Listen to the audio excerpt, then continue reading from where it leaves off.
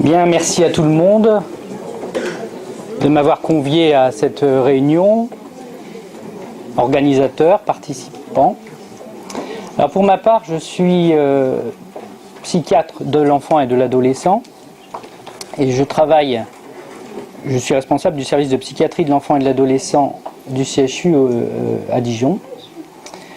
Et je travaille avec des enfants, non pas uniquement chez les adolescents, c'est un petit peu marqué comme ça, mais on va dire de 0, voire un peu moins, à 18, voire un peu plus. L'essentiel de mon travail, il est dans ce service, ce qui fait de moi pas forcément un spécialiste du harcèlement, mais vous allez le comprendre tout de suite, un spécialiste des conséquences du harcèlement. Et puis je travaille également un tout petit peu, mais je pense que ça vaut le coup de le dire aujourd'hui, dans une structure médico-sociale dont la porte d'entrée par la PJJ, la protection judiciaire de la jeunesse, et l'exclusion scolaire. Et donc forcément, dans ce cadre-là, c'est un terrain, on va dire, propice, puisque victime comme auteur, finalement, risque de manière importante l'exclusion scolaire. Alors quand je disais que je n'étais pas un spécialiste du harcèlement, mais un spécialiste des conséquences, vous allez voir comment tout de suite cela peut résonner. C'est-à-dire que les jeunes enfants et adolescents qui arrivent vers moi, médecins, psychiatres de surcroît, il faut déjà que les conséquences soient assez importantes, forcément. On ne va pas voir un médecin, c'est pas toujours facile, hein, particulièrement un psychiatre comme ça, y compris, et peut-être surtout d'ailleurs en milieu hospitalier, pour un 3 fois rien. C'est-à-dire qu'il faut un temps pour accepter l'idée, etc., etc. Ne pas avoir trop honte, hein, même pour les parents, hein, bien sûr, vous voyez, c'est pas quelque chose de facile. Et alors, ce dont je peux témoigner, du coup, puisque je viens un petit peu en bout de chaîne, pas tout à fait, mais quand même assez loin, c'est que l'intervention est d'autant plus difficile que les conséquences sont déjà là. C'est-à-dire que mon travail, du coup, est difficile parce qu'il y a quelque chose qui s'est généré comme ça et que de réparer cela, ça va être assez compliqué. Vous voyez ? Donc le message, c'est qu'il vaut mieux intervenir avant que moi je n'intervienne. Vous voyez ? Ça sera pas facile, mais en tout cas moins difficile. Une deuxième chose, c'est toutefois que le travail que je fais est rendu quand même plus facile depuis que le harcèlement a pignon sur rue, je dirais ça comme ça. Parce qu'il y a des éléments comme ça, hein, dans d'autres domaines où on est amené à travailler, et s'il n'y a pas de reconnaissance sociale d'un fait, c'est pour moi extrêmement difficile, parce que du coup, il va falloir se battre aussi contre ça, c'est-à-dire contre la reconnaissance, et aller contre un certain nombre de préjugés qu'on a entendus tout à l'heure. Hein, c'est 3 fois rien, ça existe depuis tout le temps, etc. etc. Donc ça, c'est un petit message positif, c'est-à-dire que le fait que le harcèlement ait pignon sur rue rend les choses plus faciles, et donc une issue moins malheureuse également plus facile. Donc ça, c'est le premier point. Le deuxième point, c'est que cette affaire de harcèlement, ça ne tombe pas sur les enfants comme ça brutalement à la fin de l'école primaire ou au début du secondaire en 6e. Ça vient de plus loin. Alors là, on touche quelque chose d'assez difficile sur lequel je reviendrai. C'est peut-être celui du déterminisme dont on a entendu, ou du non-déterminisme dont on a entendu parler tout à l'heure, mais c'est vraiment quelque chose de très important. C'est-à-dire que si on pense à ce qui se passe dans les écoles maternelles, par exemple, et ça aussi je peux en témoigner, et ne pas se méprendre sur mes paroles, c'est-à-dire qu'on ne fabrique pas ou on n'identifie pas des auteurs ou des victimes comme ça de l'école maternelle, on ne les fabrique pas comme ça. En revanche, l'école maternelle est un des tout premiers lieux, pas forcément le seul, mais un des tout premiers lieux. En tout cas, il est extrêmement important pour le début des apprentissages. Alors certes, des apprentissages qui vont faire des compétences scolaires, bien entendu, académiques, mais aussi des apprentissages de compétences sociales. Et ça, c'est extrêmement important. C'est-à-dire que c'est là que ça commence, l'empathie. C'est là que ça commence. L'hypersensibilité émotionnelle, par exemple, qui vont rendre vulnérables un certain nombre de personnes. Vous voyez, ça, c'est un amplificateur et donc plus sensible à la remarque, plus sensible aux discriminations diverses et variées. C'est là que ça commence les interrelations sociales, c'est là que ça commence les codes sociaux. Et c'est là aussi que commence le respect de la différence. Donc vous voyez, cette ambiance-là, elle a une existence, et ce dont je peux témoigner, c'est qu'ensuite, en voyant des enfants, soit auteurs, soit victimes, à travers, très souvent, c'est le discours des parents, parce qu'eux-mêmes ne s'en rappellent pas comme ça directement, mais les parents parlent et disent « Ah ouais, ça me rappelle des choses qui se sont passées, par exemple, quand il était en maternelle, où il n'y a pas eu, enfin, là je le traduis et je le fais rapidement, de vigilance des adultes. » Un gamin qui se fait toujours piquer son tricycle à l'école maternelle pendant la récréation et qui finalement finit par ne plus faire de tricycle, ça peut n'avoir aucune conséquence, hein, clairement. Et ça, je reviens là-dessus tout de suite.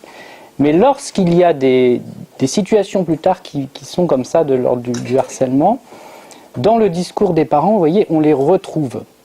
Alors, la signification de tout cela, c'est que il y a une importance considérable de l'école, et de l'école dès qu'elle commence, dans cette éducation-là, hein, cette éducation sociale. La troisième chose que je voulais vous dire en introduction, c'est que les conséquences pour ces enfants, adolescents, elles peuvent être définitives.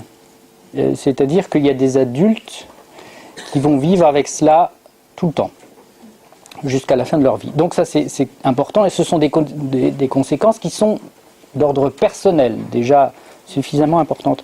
Mais il n'y a pas que des conséquences personnelles, il y a des conséquences de santé publique, ça a été rappelé tout à l'heure, parce que il y a un certain nombre de personnes, hein, qui en souffrent, et donc quantitativement c'est important, et donc ça nécessite à partir de là qu'il y ait des politiques de santé publique, bien sûr, et puis il y a aussi des conséquences sociales qui sont tout à fait importantes, ne serait-ce, on l'a dit tout à l'heure, l'exemple le plus simple qui vient à l'idée de la délinquance, hein, qui peut être comme ça importante. Donc voilà en introduction. Une dernière chose, avant de parler peut-être un petit peu plus précisément de ces conséquences, c'est sur quel modèle on peut travailler. C'est la question du déterminisme ou du non-déterminisme. Dit comme ça, effectivement, ça n'est pas juste, et en tout cas, ce n'est pas comme ça que l'on réfléchit à ce jour. On réfléchit plus en termes de vulnérabilité.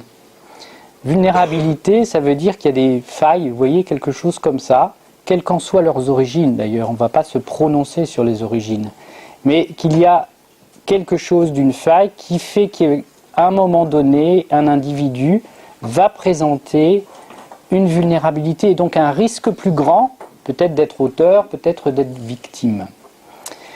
Alors, c'est important de le réfléchir comme ça, parce que ça veut dire qu'il n'y a pas de fatalisme. Qui dit vulnérabilité ne veut pas dire fatalisme. Le fait d'être obèse, on le disait par exemple tout à l'heure, ou de souffrir d'un handicap, peut constituer une vulnérabilité. On y pense tout de suite pour être victime, mais aussi parfois pour être auteur. D'accord ? C'est-à-dire qu'on a là quelque chose d'un risque plus grand. Mais ça se décline en termes de risque et non pas de fatalité. Et puis lorsqu'il y a vulnérabilité, il y a un deuxième terme qui vient juste en face. C'est-à-dire que si on a des facteurs de vulnérabilité, on peut développer des facteurs de protection. Et ça, c'est tout à fait important. Les facteurs de protection, pour le dire rapidement, peuvent être des facteurs de compétence sociale, par exemple. Et vous voyez bien que la situation de harcèlement, tant pour l'auteur que pour la victime, finalement peut se décliner comme ça en termes de risque, selon qu'on est plus vulnérable ou plus compétent voyez, d'un côté ou de l'autre, et on a de ce fait-là une sorte de balance qui s'instaure, sachant de quel côté ça peut pencher. Puis il y a un troisième larron, qui est tout à fait important, puisque finalement la vulnérabilité et la protection, ce sont des facteurs individuels. Il y a quelque chose qui vient là, c'est l'opportunité, ou le contexte, hein, et plus que le contexte, le moment contextuel, qui fait qu'à un moment donné, ça peut basculer. Vous voyez ? C'est-à-dire qu'on a un individu qui est là, avec ses failles, ses vulnérabilités, mais aussi ses compétences, que ça peut être fragile parfois, c'est-à-dire plus basculer du côté de la vulnérabilité parce qu'elle est plus importante que les compétences qu'il a développées, voilà, mais ça peut tenir. Et puis à un moment donné, il y a un contexte, un moment, hein, il y a un contexte qui fait que ça va basculer d'un sens ou d'un autre, c'est-à-dire du côté de l'auteur ou bien du côté de la victime. D'accord ? Donc ça, c'est un modèle qui peut être intéressant, et surtout parce qu'il nous écarte du fatalisme, hein, et c'est que, donc on a quelque chose à faire. On a quelque chose à faire qui peut être du côté du contexte, justement, et qui peut être aussi du côté de renforcer les compétences des personnes pour pouvoir faire face à des attaques diverses et variées, et se trouver plus en force pour résister et pour s'en tenir mieux. Bien. Alors, une fois ceci posé, finalement, ça peut aller assez vite, mais vous voyez que je vais me placer, bien entendu, sur des conséquences que finalement on palpe tous, et les conséquences à court, voire à moyen terme, parce que ça, on les vit assez facilement. Ce qu'il ne faut pas oublier, ce sont les conséquences à long terme. Hein, je vous l'ai dit, c'est que cela peut marquer des adultes toute leur vie. Et ça, voilà, il faut bien comprendre comment ces choses-là se constituent. Commençons, pourquoi pas, par les auteurs, et pas forcément par les victimes, qui de fait, pour la plupart d'entre eux, présentent cette vulnérabilité dont j'ai parlé, plutôt sous l'angle d'une faille narcissique, c'est-à-dire qu'il y a quelque chose de l'estime de soi qui ne fonctionne pas. Voilà. Et qu'une façon, et ça on le comprend assez bien, de lutter contre cette mésestime de soi, c'est de passer de l'autre côté et de le combler en quelque sorte par les actes violents. Hein, ça rassure finalement, puisqu'on prend le dessus à ce moment-là de l'autre, mais en prenant le dessus sur l'autre, ça va également prendre le dessus sur nos propres difficultés et nos propres failles. Et ça va très vite, c'est-à-dire qu'à partir du moment où le système fonctionne, hein, c'est-à-dire la violence comme réponse à une incertitude de soi, eh bien, ça agit comme un renforçateur, c'est-à-dire qu'on va rentrer très rapidement sur une deuxième conséquence qui est celle de la répétition.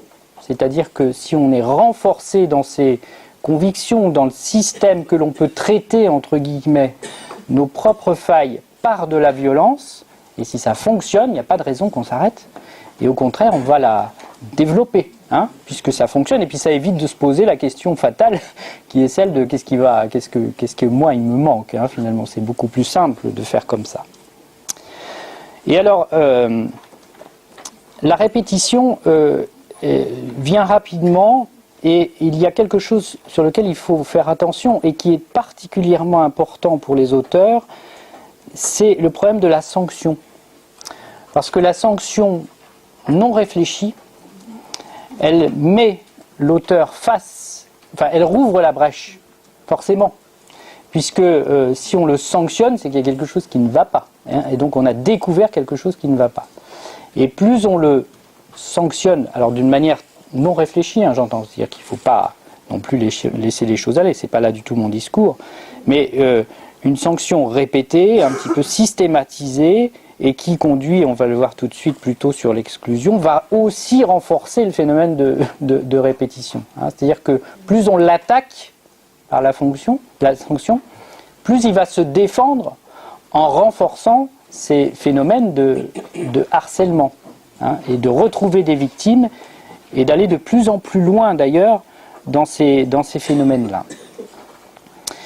Et puis, bon, la troisième chose, et ça on l'a déjà dit, c'est que globalement, ce sont des personnes, des auteurs qui ont assez peu développé d'empathie, n'est-ce pas?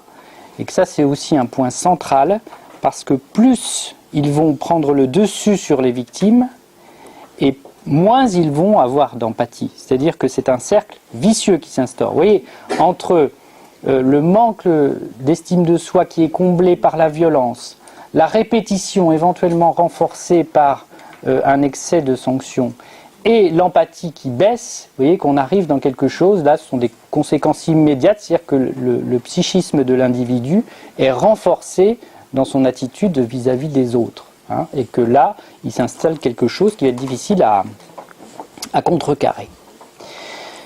On voit bien un petit peu ce qui peut se passer, c'est que il y a quelque chose, vous voyez, dans mes paroles qui fait naître l'idée de perversité. J'emploie ce mot à dessein parce qu'on en a parlé un petit peu tout à l'heure. Alors, de fait, comme je ne vais pas revenir sur ce que j'ai dit, c'est-à-dire qu'on ne naît pas pervers, n'est-ce pas? C'est-à-dire que ce n'est pas prédéterminé. En revanche, on peut le devenir. Et c'est là où il faut faire attention. C'est-à-dire que si les choses s'enclenchent et qu'à un moment donné, on ne met pas de coup d'arrêt, c'est une issue possible. Ce n'est pas la seule, hein, bien entendu, mais c'est une issue possible. Parce qu'il y a une satisfaction qui est très défensive au départ. Et donc, tant qu'elle est défensive, on peut quand même s'en occuper un petit peu. Mais qui devient finalement tellement automatique, voilà, qu'on va finir par avoir une certaine satisfaction à faire souffrir l'autre, et qu'à un moment donné, ça peut être du côté de l'irréversible. Donc, vous voyez, d'où l'importance, vous voyez, de prendre ces choses-là très très précocement, parce que si elles ne sont pas prédéterminées, en revanche, le risque qu'on cristallise le comportement, vous voyez, est assez important. Et ça, alors, ça, la perversité, c'est évidemment avec des conséquences sociales qui sont importantes, hein, j'y reviendrai. Bien. Donc ça, c'est les mécanismes immédiats, vous voyez, qui font que, finalement, l'auteur, s'il n'y a rien ne se passe, il va renforcer son comportement immédiatement. Et ce que l'on voit assez facilement. Les conséquences à plus moyen terme, alors elles sont très étonnamment assez identiques à celles de la victime. C'est-à-dire que l'auteur, peu à peu, il va être isolé. Hein, d'abord parce qu'il y a des témoins qui le lâchent, ça arrive. Hein, c'est-à-dire qu'à un moment donné, les choses sont tellement importantes que certaines personnes le lâchent, en quelque sorte. Donc il va s'isoler. Et puis, il va être également en échec scolaire. Hein, puisque finalement, ses problèmes ne sont pas du côté de la scolarité. Vous voyez bien, son problème, il est du côté de comment je gère mes relations. Et que bien souvent, hein, là je me mets du côté de mon travail dans cette structure médico-sociale, ce que l'on voit bien, c'est que de sanction en sanction, on arrive à l'exclusion, voire à l'exclusion multiple, hein, de plusieurs établissements, et que finalement ce garçon, cette fille, a une scolarité qui est assez déplorable, voire est orienté sur des choses qu'il n'a pas du tout choisies, qui sont choisies, mais alors complètement par défaut, c'est-à-dire là où il peut aller, quoi. Hein, en gros, c'est à peu près ça, et que ça ne va pas l'aider dans cette problématique de relation aux autres. C'est-à-dire, en plus, il n'a pas développé de compétences professionnelles sur lesquelles il pourrait s'appuyer, n'est-ce pas? Eh bien, il va continuer à s'enferrer et ça va générer pour lui un certain nombre de problèmes tout à fait graves. Hein. Donc, finalement, ça c'est important, mais on l'a entendu là aussi dans le film, c'est que l'exclusion, un peu comme ça, brutale, des auteurs, l'exclusion de l'école et des systèmes d'apprentissage en général, hein, et de la société, finalement, c'est quelque chose qui va générer soit le renforcement de ces comportements, soit le faire basculer sur d'autres conséquences que je vais aborder tout de suite. Qu'est-ce qu'on voit à long terme? c'est-à-dire chez le grand adolescent et chez l'adulte. Alors certains s'en sortent, on veut quand même le dire, hein. C'est-à-dire qu'à un moment donné, oui, c'est quand même important de le dire, de commencer par là, parce que le tableau n'est pas très, très rose, hein, quand même globalement. Mais il est vrai que certains finalement arrivent à adopter d'autres comportements, et surtout lorsqu'il y a eu des appuis adultes qui ont été à la fois clairs, hein, et structurants, sachant que ces appuis adultes, on les trouve bien sûr au sein de l'école, on le trouve aussi au sein des services sociaux en général, mais aussi des parents, hein. Là, clairement, de temps en temps, il y a des éléments qui sont inégaux, hein. C'est assez clair ça. Mais n'empêche que rien n'est perdu. En tout cas, c'est ça qu'il faudrait dire, c'est que rien n'est perdu. La deuxième chose, c'est que finalement, on a 3 grands types d'évolution possible lorsqu'elle est mauvaise. La première, c'est l'évolution vers les troubles des conduites. On dit ça lorsque ce sont des adolescents. Parfois, lorsque ce sont des adultes, on détermine ça comme de la psychopathie. Vous voyez, c'est des termes que vous avez entendus. Et cela, ça fait référence à quelques actes antisociaux, hein, en général. Oui, bien. Donc ça, c'est évidemment pas du tout favorable. On l'a entendu tout à l'heure, la délinquance en général chez les auteurs, quand ils étaient plus jeunes, de harcèlement est multipliée par 2. Donc c'est quand même tout à fait important. Et donc c'est une issue qui n'est pas du tout exceptionnelle, hein. Et ces troubles des conduites, ce sont, alors pour le coup, quelque chose qui s'enquiste, hein, et qui relève là de la pathologie, je vais le dire comme ça, alors qu'avant, vous voyez, j'étais pas tellement dans ce dynamisme-là, mais là, je me place du côté de l'adulte et du côté de quelque chose qui est plus verrouillé. Et donc, c'est quelque chose de l'ordre pathologique dont l'issue n'est pas très bonne, hein. La psychopathie, c'est une maladie, on va dire ça, grave. Grave parce qu'elle conduit assez souvent en prison et aussi assez souvent à la mort. Vous voyez, donc on n'est quand même pas dans des registres tout à fait souples comme ça, hein. Donc c'est une issue possible. C'est-à-dire que dès que l'on voit que cet auteur commence à associer à ses conduites de harcèlement d'autres choses qui peuvent être de la petite délinquance, qui peuvent être des conduites addictives, ou pas addictives encore, mais en tout cas des consommations, hein, de produits psychoactifs, en premier lieu l'alcool bien entendu et le cannabis. Vous voyez, là ça commence à ressembler à une évolution qui pourrait aller vers ce trouble des conduites et qui aura des conséquences pour lui tout à fait importantes, hein. Donc ça, c'est la première issue défavorable. La seconde, alors, c'est que ça casse. Ça arrive aussi. C'est-à-dire qu'à un moment donné, ce système qu'il a mis en place, cet adolescent d'auteur, de harcèlement, il casse complètement et donc il se dévalorise, hein. Ça peut arriver sur la fin de l'adolescence. Et s'il se dévalorise, c'est-à-dire que l'isolement, vous voyez, l'exclusion sociale, l'exclusion scolaire, le fait de se retrouver seul et sans finalement métier, sans boulot, sans amis, etc., fait qu'il peut aller vers quelque chose qui est plus de l'ordre de la dépression, hein. Et vous savez très bien que cela n'est pas forcément facile toujours à soigner. En tout cas, il faudra repérer dans cette dépression l'élément, hein, qui a été avant, qui a présidé à cela, qui est le harcèlement. Et que la dépression est en soi aussi un facteur de risque tout à fait important de tentative de suicide et de suicide. Donc vous voyez, là aussi, on est sur quelque chose, alors peut-être de moins verrouillé quand même que l'occurrence précédente, hein. En tout cas, on a des outils de traitement qui sont sans doute plus importants, mais qu'il ne faut pas se louper non plus, vous voyez, parce qu'il va falloir reconstruire quelque chose. Et reconstruire quelque chose chez un enfant, un adolescent qui n'est plus allé à l'école, vous savez comme moi que c'est extrêmement compliqué, hein. C'est-à-dire qu'il y a un âge pour tout, hein. Il y a l'âge pour l'école, et quand on arrive à 25 ans et qu'on n'a pas fini son cursus scolaire, il va falloir ramer quand même pour trouver quelque chose de cet ordre-là, vous le savez très bien. Bien. La troisième, c'est uniquement pour le citer, mais je l'ai dit tout à l'heure, c'est-à-dire que quelques évolutions de nature perverse sont possibles.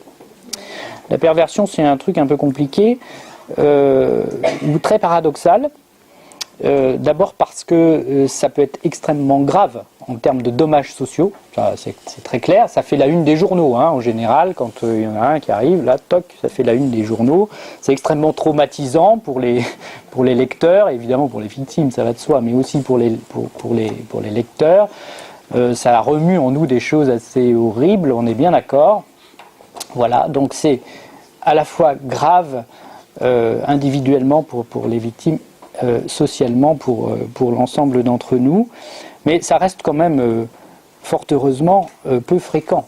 Hein.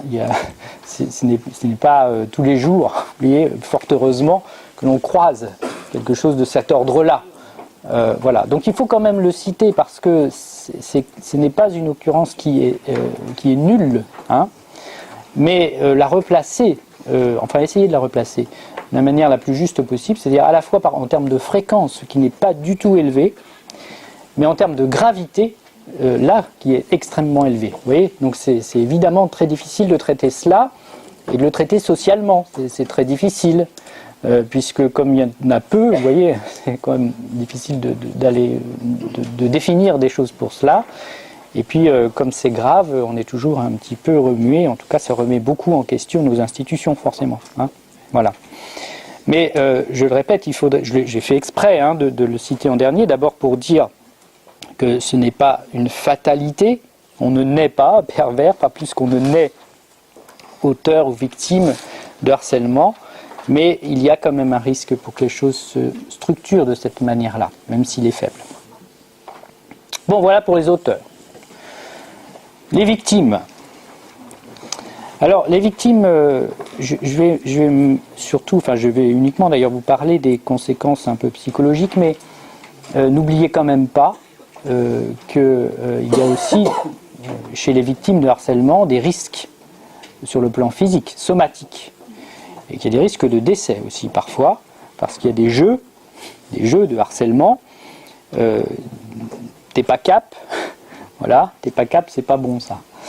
Ou je t'oblige à, c'est un petit peu la même chose, faire des jeux dangereux qui peuvent conduire les enfants et les adolescents à l'hôpital dans des états de détresse respiratoire par exemple, ou des traumatismes tout à fait graves, et certains en décèdent. Donc il ne faut pas l'oublier, même si ça n'est pas l'objet de mon propos, puis ce n'est pas tout à fait non plus de mes compétences.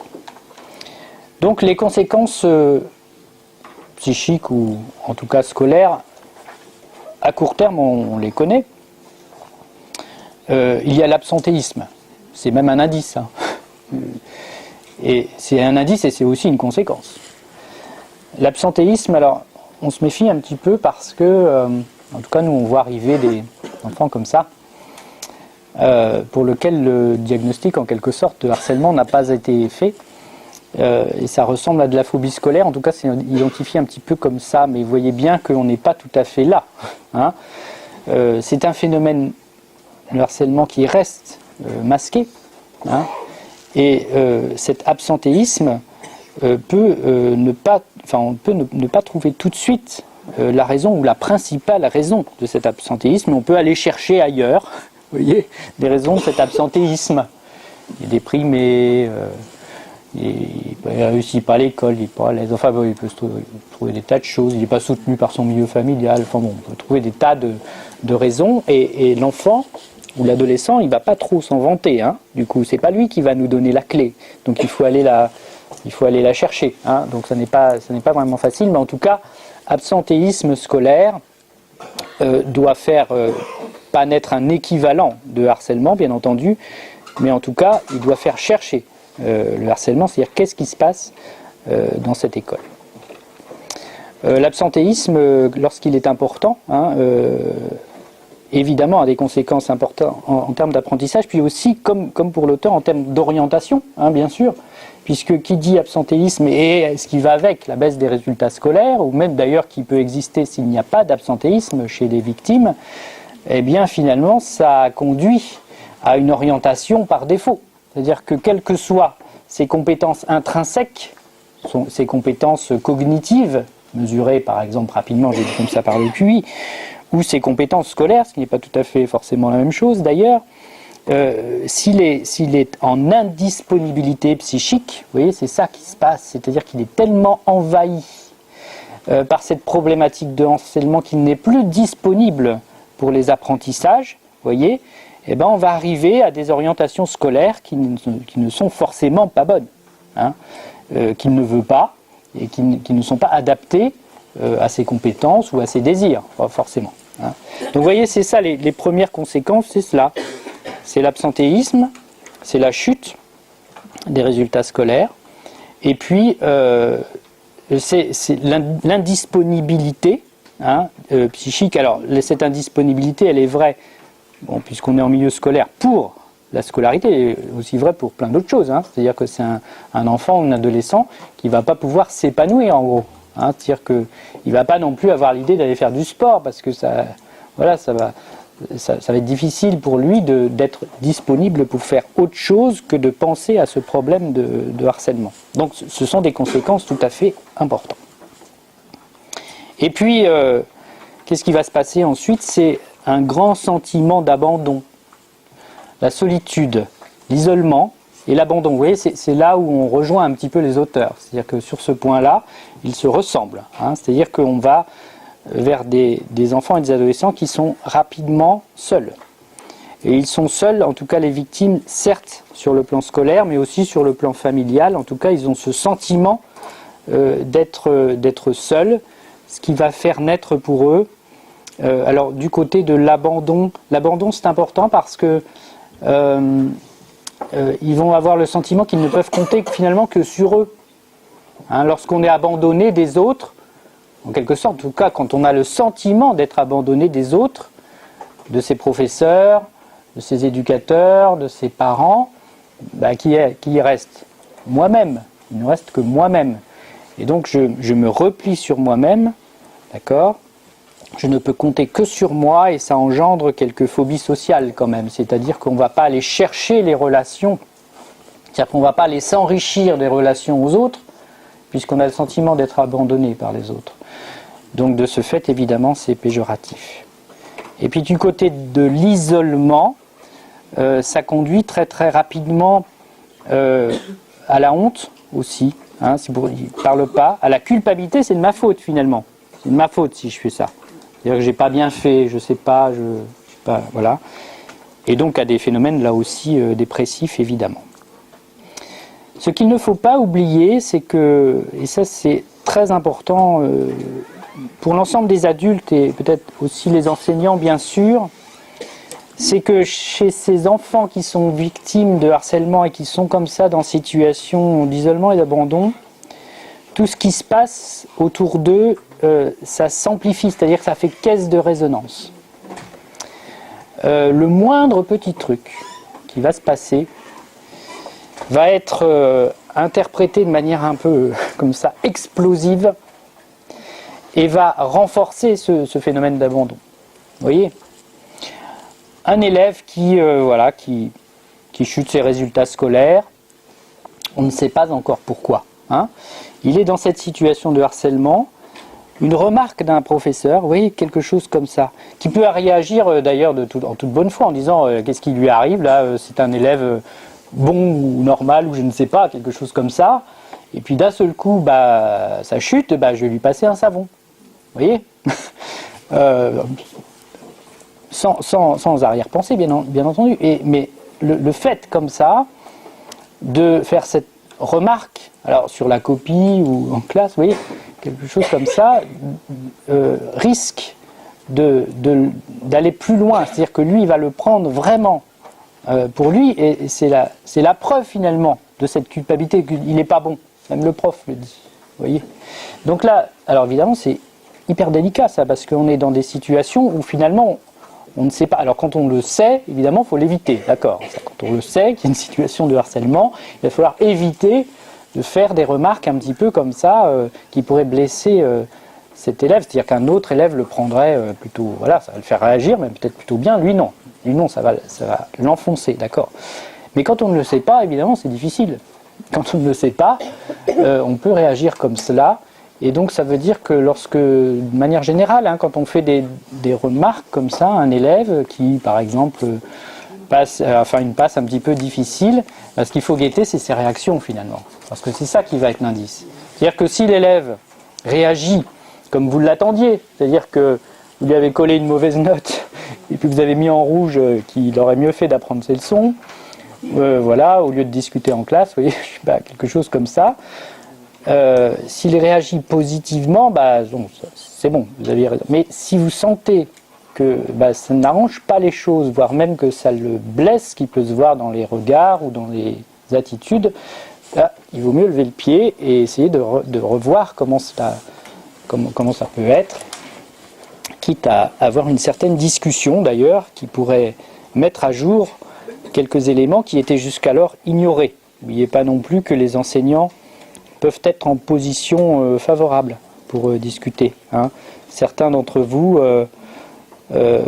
pour une raison ou pour une autre, ont une connivence avec un élève ou un autre, enfin quelque chose comme ça. L'élève, il aime bien ce prof parce que ceci, parce que cela. Hop, ça pose tout de suite une position favorable. Hein. Donc il ne faut pas hésiter à utiliser cela pour pouvoir amorcer une discussion lorsqu'on sent qu'il y a quelque chose qui ne va pas. Le fait de pouvoir s'ouvrir à l'élève, c'est salvateur. C'est-à-dire que le fait de pouvoir parler, ça va déjà en soi le rassurer. Vous voyez, parce que s'il arrive à s'ouvrir, il va avoir quelqu'un à ses côtés, forcément. Hein. Donc ça, c'est important. La parole, déjà là, elle est un petit peu thérapeutique, si je puis dire. C'est peut-être un peu exagéré comme terme, mais c'est un petit peu ça quand même. Bien.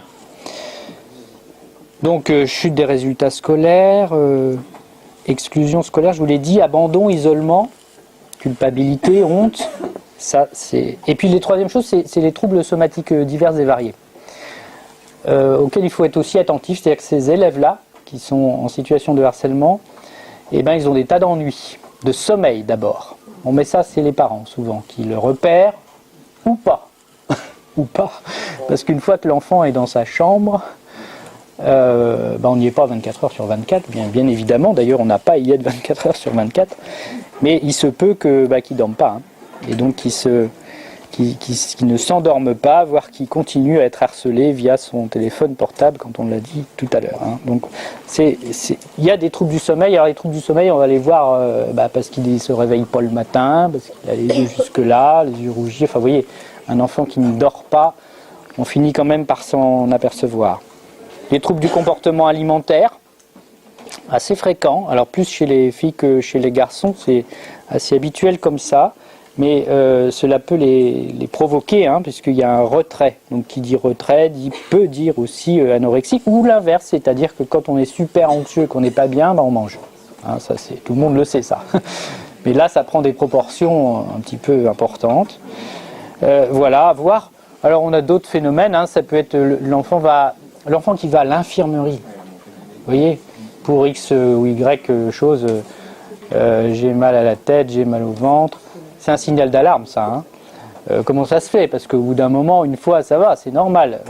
S'il est tous les jours à l'infirmerie, ça commence à poser question. Alors, ils ne sont pas tous victimes de harcèlement. Il peut y avoir d'autres causes qui font que l'enfant est toujours à l'infirmerie. Mais en tout cas, c'est une chose qui peut être, là aussi, à explorer par ce biais-là. Vous voyez, donc, tout ce cortège de troubles un peu somatiques, divers et variés, tout ce qui est un peu du côté digestif, du côté un peu céphalée, douleur, machin, tout ça, ce sont des conséquences aussi, et donc qui dit conséquences dit aussi signe, parfois. Voilà. Et puis, alors à long terme, on a des conséquences, certaines, je les ai déjà dites. Donc je le redis rapidement, évidemment, cela peut conduire à des éléments très dépressifs, et je le répète, et éventuellement et malheureusement à des suicides ou des tentatives de suicide, il ne faut jamais l'oublier. Mais ça, c'est quelque chose d'assez naturel, si vous voulez, on pense tout de suite à cette conséquence-là. N'oubliez pas non plus que ce sont des personnes qui peuvent s'organiser psychiquement comme victimes de harcèlement. C'est-à-dire qu'ils peuvent, adultes, devenir de bons candidats en quelque sorte et organiser leur vie autour du harcèlement. Alors ça peut être le harcèlement au travail, plus tard, c'est-à-dire des personnes qui sont un peu comme ça, de ce côté-là, c'est-à-dire qu'ils vont se faire malmener par leur employeur ou par les autres employés. Vous voyez, ça n'est plus l'école, c'est le monde du travail, mais ça se reproduit. Hein. Et le harcèlement, évidemment, peut être également conjugal ou sexuel. Hein. Je dis conjugal ou, c'est-à-dire qu'il peut être conjugal sans être sexuel, d'accord ?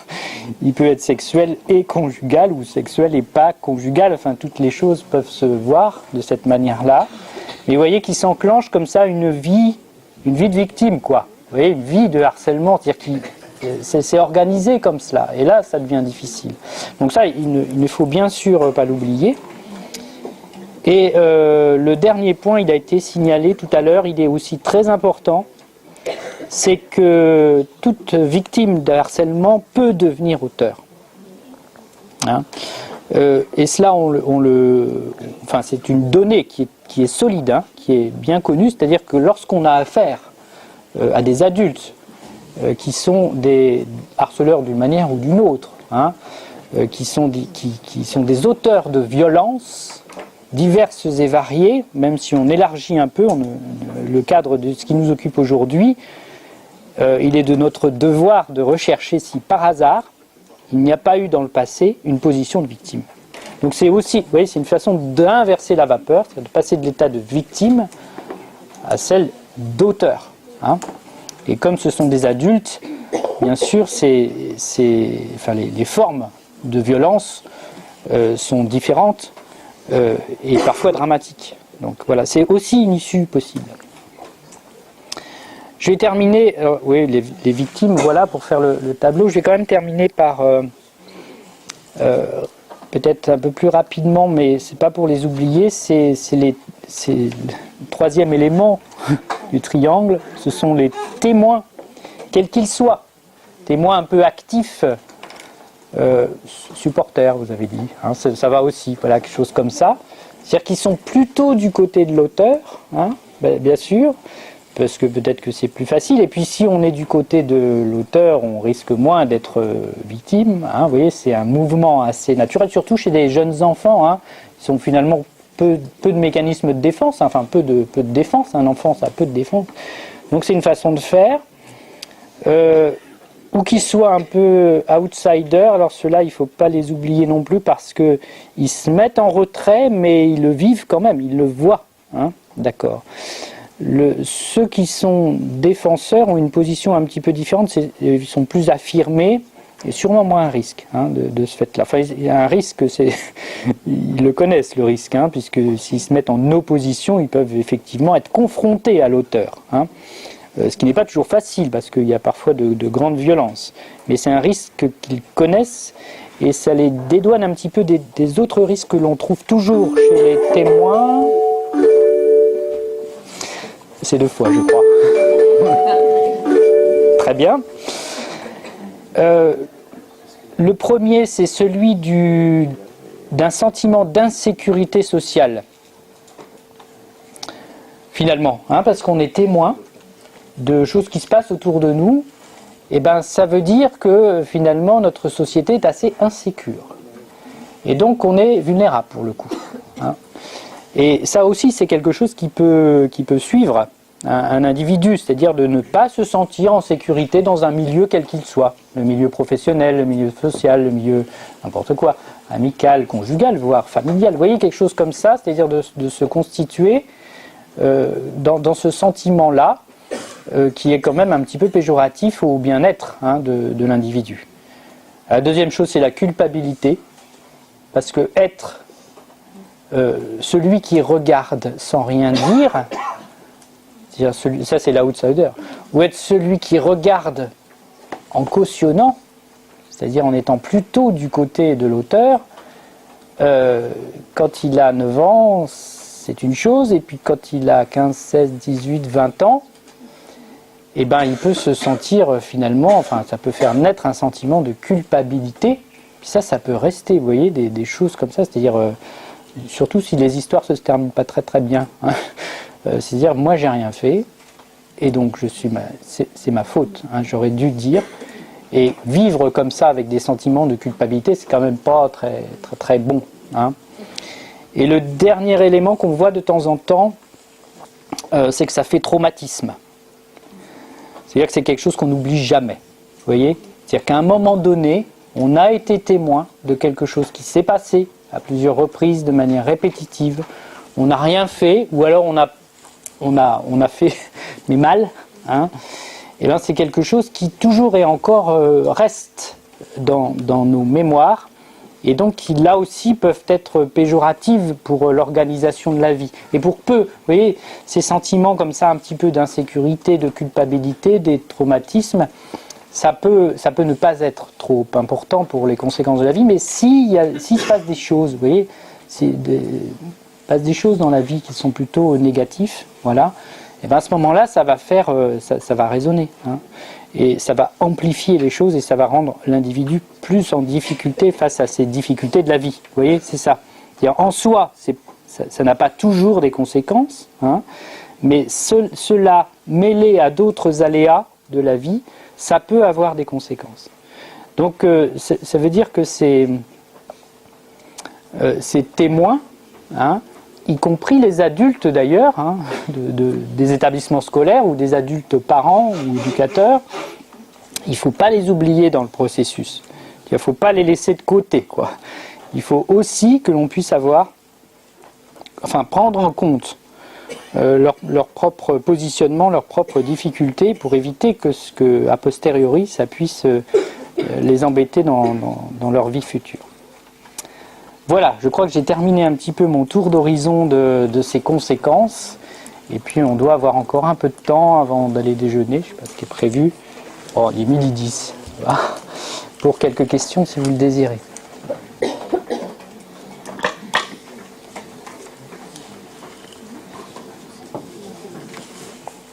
Comment prendre en compte justement ces fameux témoins, ne pas les oublier dans le processus, parce que dans les établissements scolaires, quand on est très de situation de harcèlement, parce que c'était effectivement soit de la victime et de l'auteur, et les témoins, si ça doit un petit peu laisser à côté, comment on peut les prendre en charge? Oui, il me semble que j'ai entendu un élément de réponse tout à fait intéressant, c'est que les témoins sont, là je les ai présentés un peu comme personnes à risque, parce que c'était l'objet de ce que je devais dire, mais c'est aussi une potentialité. C'est-à-dire que on peut, on l'a entendu tout à l'heure, c'est-à-dire qu'on peut enclencher quelque chose. En ne les oublions pas, parce que ces témoins finalement c'est déjà la classe, vous voyez. Donc si on instaure un dialogue dans la classe, forcément on ne les oublie pas, ils sont là, hein. Et que en les intégrant, on peut aussi faire en sorte qu'ils deviennent plutôt des témoins actifs dans le bon sens, c'est-à-dire protecteurs, hein. Donc c'est tout à fait intéressant. Et le fait de les faire passer d'un statut de témoin soit passif, soit actif du côté du mauvais, hein, du mauvais côté, et ben en soi, ça les aide. C'est-à-dire, si on arrive à les extraire de ça, et de leur faire prendre conscience qu'ils ont quelque chose à défendre, hein, voilà, collectivement c'est toujours plus facile, collectivement et pas individuellement, là on les prend tout de suite en compte, et du coup c'est positif, hein. Voilà, les premiers témoins c'est ceux qu'on côtoie tous les jours, hein, c'est-à-dire c'est les copains et les copines, hein, essentiellement, voilà. Et puis éventuellement les enseignants, je ne dis pas éventuellement comme ça, si on a le temps, c'est pas ce que je veux dire, mais les enseignants peuvent être aussi témoins de quelque chose sans forcément s'en rendre compte tout de suite. Il faut aussi qu'ils puissent s'exprimer, hein, c'est-à-dire qu'il s'est passé des choses dans la classe dont ils n'ont pas pris conscience, et du coup ça peut quand même après développer quelques sentiments de culpabilité. Donc le dialogue dans une situation de harcèlement doit d'abord regarder, c'est-à-dire dans quel milieu c'est né, hein, c'est-à-dire le milieu proche, et c'est d'abord la classe évidemment. Voilà.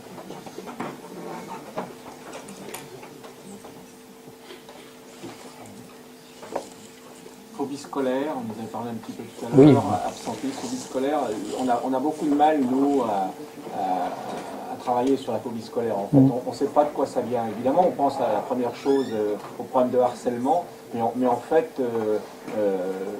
la phobie scolaire elle va traîner, elle va perdurer, et puis on n'arrive pas à savoir ce qu'il y a derrière, en fait. Oui, c'est un sujet un petit peu différent. Si je l'ai signifié, c'était plutôt pour éviter que on aille du côté de quelque chose qui est de la structuration de l'individu, qui fait qu'il a un certain nombre de phobies, dont celle-là, voilà, quelque chose qui est intrinsèque et pas oublier qu'il y a des éléments. C'est-à-dire dans la phobie scolaire, on a toujours trois acteurs. On a l'enfant ou l'adolescent, qui effectivement peut avoir une façon de réagir plutôt évitante, vous voyez, je veux dire comme ça, c'est-à-dire qu'il fonctionne dans l'évitement, donc devant toute situation qui peut lui poser de l'anxiété, pas forcément de la peur, mais de l'anxiété, alors ça peut être n'importe quoi, et ça crée une situation de phobie, c'est-à-dire d'évitement, mais ça c'est quelque chose qui va être à travailler avec lui, qui est intrinsèque, voilà. Et qui va se travailler plutôt du côté des psychothérapies, d'accord, même si on a quelques médicaments à portée de main, mais voilà, c'est quelque chose, vous voyez, on va s'occuper de cet individu-là, mais dans la phobie scolaire, c'est un peu plus large que la phobie adulte, qui peut être, ce que vous connaissez, les phobies, l'agoraphobie ou la claustrophobie, des choses comme ça, c'est qu'il y a toujours l'élément scolaire et l'élément familial à mettre en regard, c'est-à-dire que la phobie scolaire signifie quelque chose. Le boulot d'un enfant, c'est d'aller à l'école. Voilà. S'il n'arrive pas à y aller, c'est qu'il y a quelque chose qui dysfonctionne. Et ça peut dysfonctionner soit dans sa façon d'appréhender les choses, d'accord. Ça peut aussi dysfonctionner à l'école, et c'est là alors qu'il peut y avoir des choses qui ne sont pas forcément celles du harcèlement d'ailleurs. Un enfant qui est en difficulté scolaire parce qu'il a des défauts de compétences et qui est là parce que c'est pas bien passé, ça peut produire aussi des phobies scolaires. En tout cas, c'est quelque chose qui se situe du côté de l'école, et puis il y a aussi quelque chose qui va se situer du côté du milieu familial qu'il ne faut pas oublier. Et donc la phobie scolaire n'est pas du coup un très très bon terme. L'évitement, le fait de ne pas pouvoir y aller, rend compte de ces trois éléments. En revanche, une phobie scolaire plus classique, on va dire, et vous le savez peut-être, c'est que l'enfant a du mal à se rendre à l'école, mais une fois qu'il y est, ça va. Ce qui est difficile, c'est d'y aller. Et plus le moment approche, et plus il est anxieux, parfois il n'y va pas. En revanche, une fois qu'il est, ça va. Quand on a des situations de harcèlement, une fois qu'il y est, ça ne va pas du tout. Vous voyez, donc ça le distingue un petit peu, voilà, des choses, et qu'à ce moment-là, on n'est pas du tout dans le même cadre. Si on voit que cet enfant continue à aller mal, une fois qu'il a réussi à rejoindre son école primaire, son collège, son lycée, ou si finalement ça ne se passe pas si mal une fois qu'il y est. Ça, c'est un élément important. Vous avez cité comme une des conséquences possibles chez la victime de devenir harcelée. Vous le situez assez loin de l'école. Est-ce que ça peut arriver très rapidement ? Oui. C'est peut-être après, ce qui est difficile, c'est d'organiser un petit peu les choses pour essayer d'être un peu clair, mais ça peut arriver rapidement. Oui. C'est-à-dire que la bascule peut se faire assez vite, tout à fait. C'est pas une conséquence à long terme. Il peut être les deux en même temps ?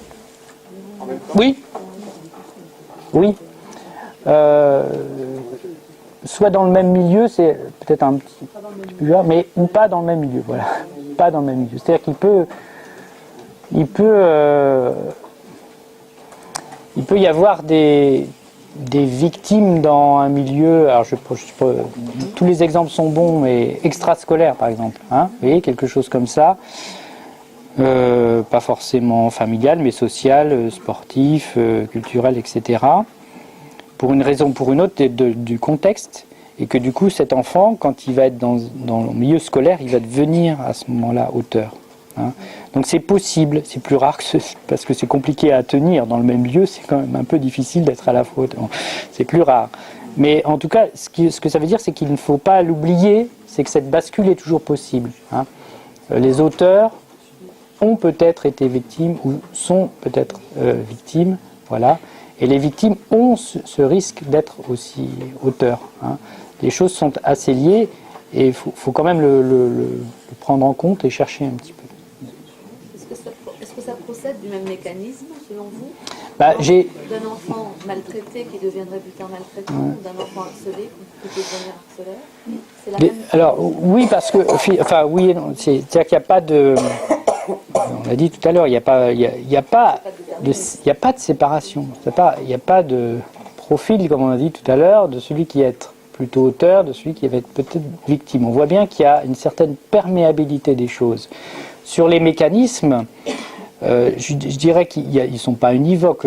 J'ai un petit peu parlé par exemple des manques de confiance, des failles narcissiques, etc., qu'on retrouve de façon assez importante. Mais je dirais qu'il y a autant de différences entre deux victimes que de différences entre une victime et un auteur, ou de différences ou de ressemblances, si vous voulez. Il n'y a pas plus, hein, on n'a pas plus de catégories auteur-victime. Il n'y a pas plus de différence qu'entre deux victimes ou entre deux auteurs. Oui, c'est ça. Donc, de fait, c'est pour ça que je devais dire oui, il y a des mécanismes qu'on retrouve des deux côtés, et on n'est pas tellement étonné puisque des bascules peuvent s'opérer. Hein, si les mécanismes n'étaient pas un minimum commun, forcément, il n'y aurait pas de bascule. Enfin, vous voyez. Donc oui, la réponse est plutôt oui.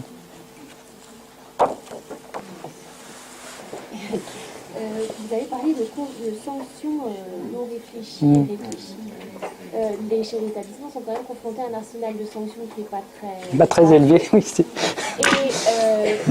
Alors, si l'auteur doit être accompagné, ça on l'entend, on est aussi face à des familles de victimes qui ont envie de faire quelque chose qui frappe fort. Donc comment est-ce qu'on peut trouver un juste milieu entre quelque chose qui soit représentatif à la fois pour la famille de la victime et à la fois qui soit constructeur de sens pour celui qui a commis la faute? Oui.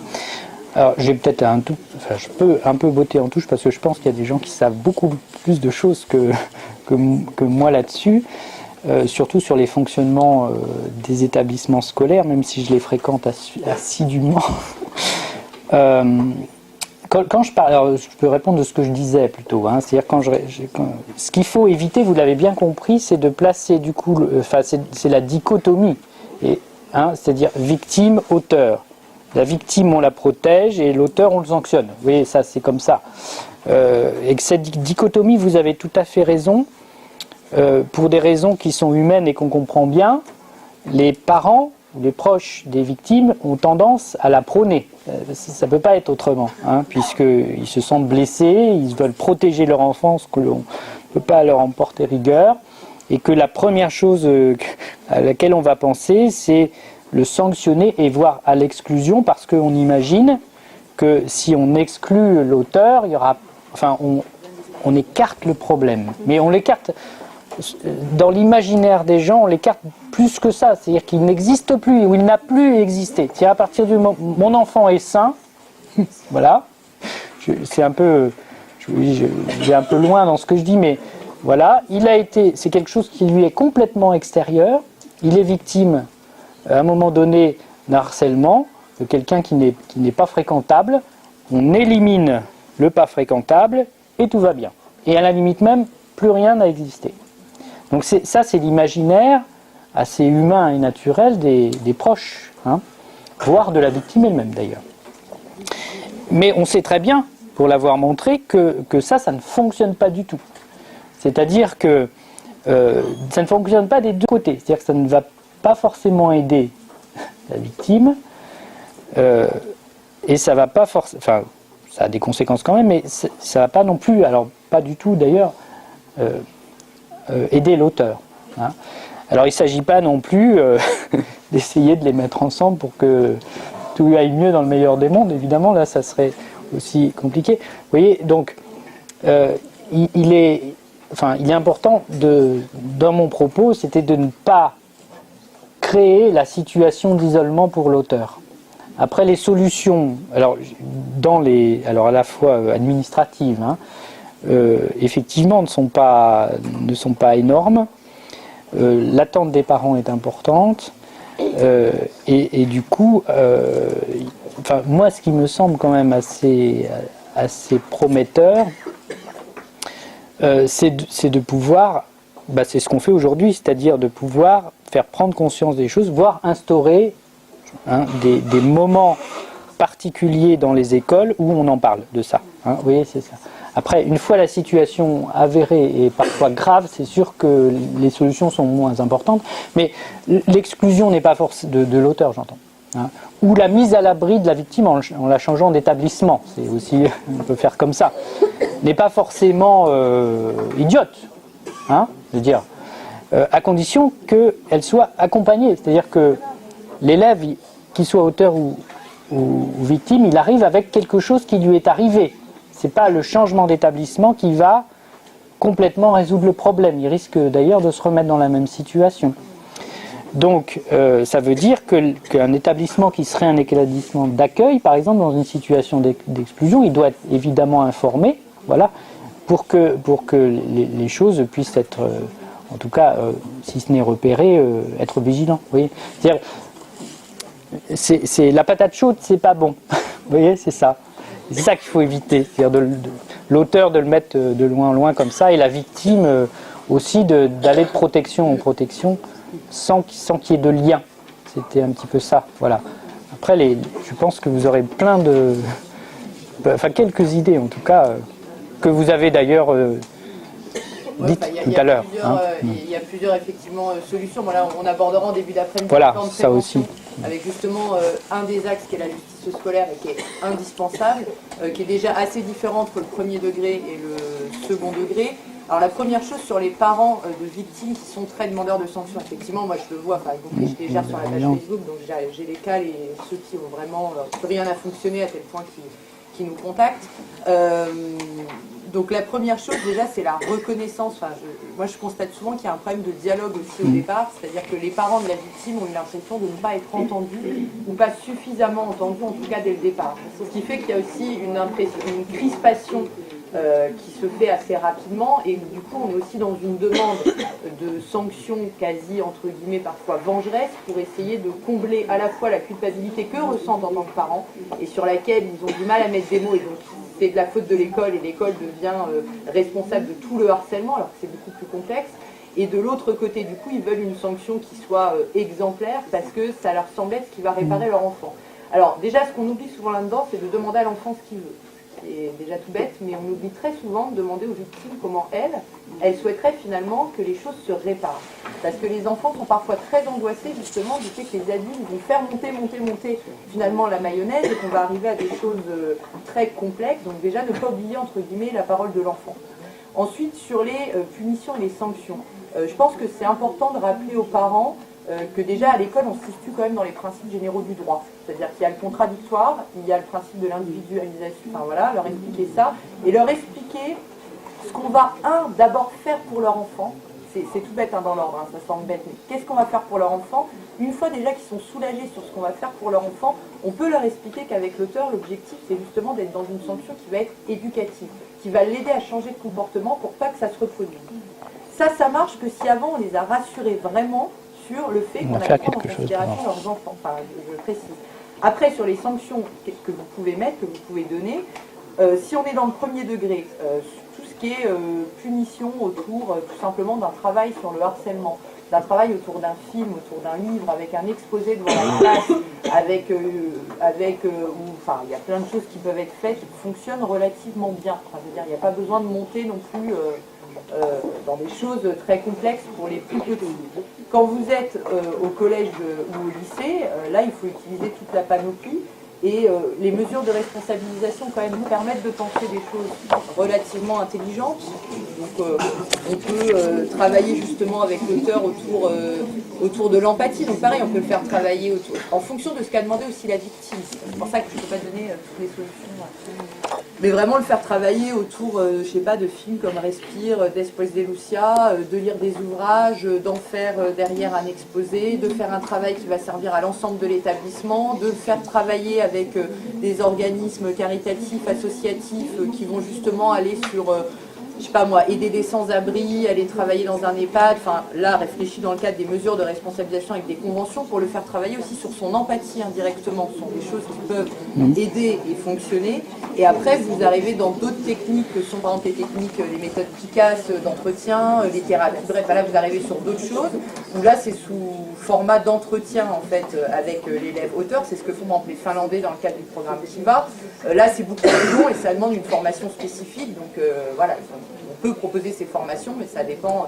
Donc il y a tout un tas de choses, mais il est clair que ça ne relève pas entièrement de l'école. Donc il y a ce que nous, on peut faire pour sanctionner.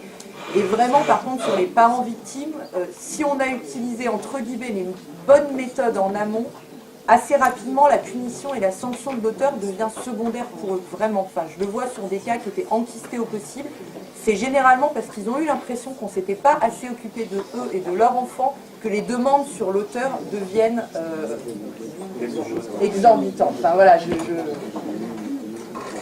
Oui, je pense qu'on a basculé dans la suite du programme, là, je crois, d'un seul coup. Alors, je vais peut-être vous laisser la parole. Oui. On a pris un peu de retard, on reviendra en début d'après-midi Oui, pour faire une étude de cas sur l'intervention de la Vigiralité sur toute la partie pédagogique. Donc là, on va faire la pause et on prendra ici.